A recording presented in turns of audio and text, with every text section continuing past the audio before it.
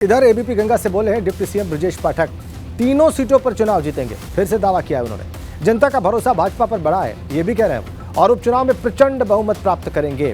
प्रधानमंत्री की कल्याणकारी योजनाएं जन जन तक पहुंची हैं, दावा है उप मुख्यमंत्री ब्रजेश पाठक का। फिर से दावा उनका कि तीनों सीटों पर चुनाव भारतीय जनता पार्टी जीतेगी।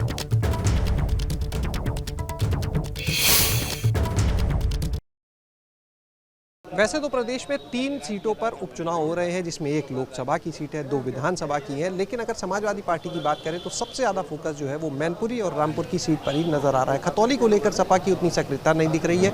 वहीं भाजपा तीनों सीटों पर पूरी ताकत के साथ में जुटी हुई है। चाहे मुख्यमंत्री की बात करें, भाजपा प्रदेश अध्यक्ष, डिप्टी सीएम या अन्य पूरा जो मंत्रिमंडल है वो पूरी तरह से जुटा हुआ है इन तीनों सीटों पर।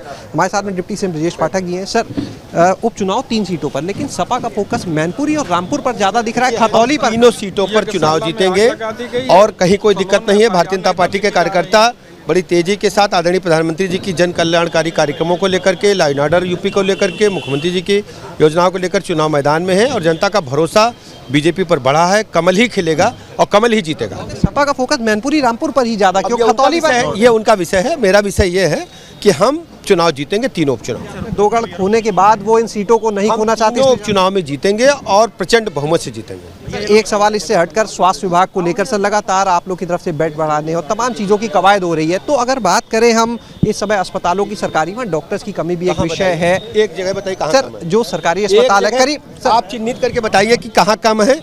हम उसको भर्ती कर रहे हैं, हम नए पद सृजित कर रहे हैं, कहीं कोई दिक्कत नहीं। आप मुझे जगह बताइए यहाँ कम है, मैं करूँगा। जो नए पद सृजित हैं, जो नई भर्तियां होनी है, क्या उम्मीद करी जाए? और हम लोक सेवा आयोग से अध्याचन मांगे, 2500 चिकित्सकों का अभी भेजा है। जैसे आ जाएंगे उनके नियुक्ति पत्र जारी करेंगे। अभी हम 10,000 एएनएम के पद सृजित किए हैं, उनको भर्ती करेंगे। हम हर स्थिति से निपटने के लिए पूरी तरह से हमारी योजनाएं हम तैयार हैं।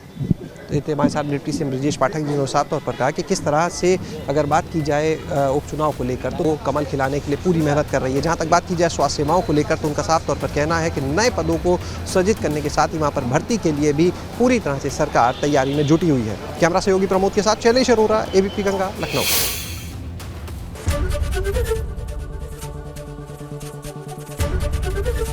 एबीपी गंगा, खबर आपकी, जुबान आपकी।